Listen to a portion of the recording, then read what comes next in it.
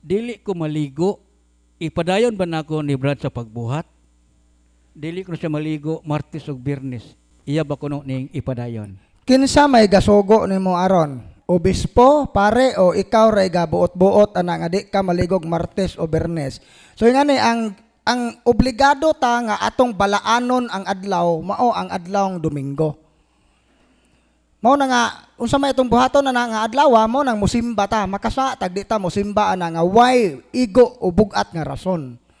So kanang imong kasaogong nasabtan patuo-tuo man ang di maligo og Martes og Biyernes kay ngano man tinggawas man nag-engkanto unsa og mangligo kuno kanang adlaw na kuno mga kagid-kagid kuno mga kurikong sa pa mga ngato na ka mga jabon-jabon sa tubig kay kanang naay naligo kag adlawng Biyernes nga tinggawas kuno nag mga engkanto mo na nga angay ba na nimong ipadayon kung ganahan kang makasa ipadayon o ganahan kang makasa pero bitaw sa seryoso nga tubag sa na siya patuo-tuo na siya mao na nga angay na natong isalikway mao na tubag. Okay, dugang pangutana, Brad, ang bukong pistal, Brad, bungol. Mo nang ilistan niya yung sala, ihatag sa pari ang listahan, Brad, o siya mo basa. Unya, inighatag sa pinitensya, Brad, di man po siya kadungog, unsa may iyang buhaton. So mas maayo nga pahibawon ang pare. Pahibawon ang pare siyang kahimtang kay para ang pare ang pinitensya adto ihatag sa kauban nga aron ang ikaw nga kauban maunay mo istorya nga lima ka amahanamo lima ka magimaya ka Maria o diba isuwat baka sa pare depende na sa pare pahibaw ang pare nga kini father maunay nga amo lang ning gipasuwat ang iyang sa kay kanang naay bungol di makadungog. So, pahibawan ninyo ang pare, o ang pare na nakahibaw sa iyang sunod nga buhaton, ana. Okay, dagang salamat, Brad. Dugang pangutana, Brad, ang anak sa gawas, pwede ba ideliveran sa mama nga wala pud makasal sa pare? Ang anak, Brad, gibilin ra sa apuhan. So, ang apuhan na lang tingaling mag-deliverance kung ingon ana, magaling kay gibilin man. So, ikaw apuhan, naaman na nimo kay ikaw may gibinlan, ikaw ang mag-deliverance sa maong bata kung giatake ang bata. Pero katong mama, maka-deliverance ba sa siyang anak nga naaman siya sa ibutanta na siya ka-live-in pod. Okay rag single mom. Wala siya ka-live-in ba, pero kung na siya live-in partner, na siya sa state of sin, so, gidiscourage yun nato ang pag-ampo sa perp deliverance na kanang direct command.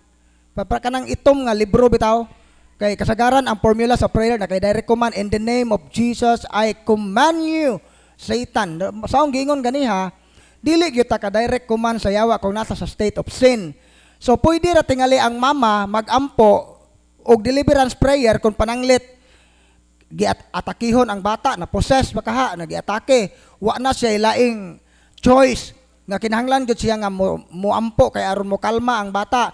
So mao na nga mohimo siya enter si sorry prayer. So kasagaran ana nga prayer naa sa blue nga handbook. Dili siya direkta nga pagpalayas sa yawa kundi direkta nga pagpangayog tabang sa Ginoo nga mapalayas ang yawa nga naa sa maong anak. So kana siya para lang na sa mga ingon ana nga cases kana mga difficult cases ba. Pero sa ordinary nga hitabo bisag wa mayawa mag-deliverance na lang pug ka intercessory dili siya advisable. So kinahanglan jud ka nga mo gi-encourage ta nga mobalik kita sa grasya. We must be in the state of grace. Kay mao gyud nay mag-protect nato batok sa atake sa yawa na napay gitawag og retaliation no, bawas man nang yawa mo bawas man na namo mo bawas man na sa exorcist unsa nakaha kung naa ka sa state of sin. So mao nay kana siya para ra na sa inyong kayuhan. Mao nay ang wisdom sa simbahan dili na kay gi-stricto kay aron mo unsay rason ang rason ana gi-restricted kay para sa inyong kayuhan mao ni tubag.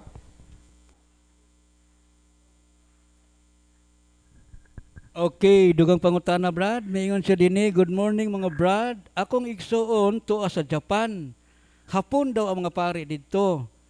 Akong pangutana, Brad, pareha ra ba silang nga mga pari nga hapon og pari sa Pilipinas? Mao ra ba sila nga pari? Sa giingon ni Brad Serwin ganiha, kung paring Katoliko, bisag hapon niya, Pinoy, pareha ra gina sila. Basta paring Katoliko. Okay, dugang pangutana, matod pa din na ako'y revolto nga mediatrix of all grace. Giblesingan og pare adtong 2016 gikan sa Lipa, Batangas. Unya kay wala man di ay ma-approve sa Vatican. Ako bang kuhaon sa akong altar, Brad, o ako na lang pasagdan? Yes, angay so na nimo i-remove. Karon nga nakahibaw na ka nga unsay declaration sa simbahan kabahin ana nga no supernatural in origin, mao na nga makahatag nagkadaot nimo, makakos nag-infestation sa balay kung magtiner ka na nga imahin nga gikondem naman na siya sa simbahan. Subot ipasabot kay no supernatural in origin ang mga milagro o katong pagpakita sa Berhen dito sa Lipa, Batangas dili tinuod nga gikan sa Ginoo. Mao na nga angay na siyang i-dispose. Mao na ito ba?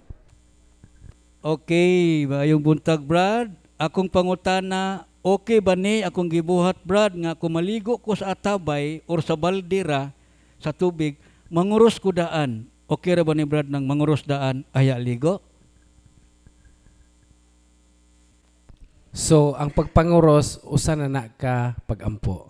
The shortest form of prayer. Do, Father, nag-acknowledge ka sa amahan, anak, ug sa Espiritu. Ay lang po sa guli, ug dayong sablig, tabi po, tabi po. Di na na mao. Ang pagpanguros, okay. Karon tabi-tabi po, dili to okay. Okay, ang pagpanguros.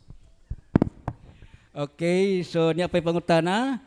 Brad, kanang magsugod ko grosaryo niya mga bata, gadagandagan, magpabadlong. Akong tawagon, Brad, niya pasabton. Niya, siyempre, sana ma-distract ang iyang rosaryo. Sala ba daw na? So ang punto tingali niya, sa ba ang distraction? Nakasa ba ka kung ma-distract ka sa prayer? Actually, distraction is not a sin. Dili siya sa mismo kung dili nimo kontrolado ang sitwasyon. For example, natural man yun ng mga bata nga, labi na ng mga bata nga masuso, mga 4 years old, 5 years old, labi na mga 1 year old, sugod og lakaw. Di pa man yun nakasabot. Bisan pag imo ng pasabton nga, kining rosaryo, gikan ni sa pulong rosaryom. Mga na dito nakasabot, mabasa sa kapitulo, na bisan pag pila ka teksto dito kasabot ang bata. So, na-distracta. So makasa bata kung every time sa prayer madistracta ang tubag dili. Gawas kong magpadaog ka sa distraction.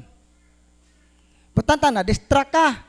Gisapot na ka, na-consume na ka sa imong kasapot nga ang imong pagrosaryo galagakagot ng ipon maghimaya ka Maria pistim magbuang nga mo.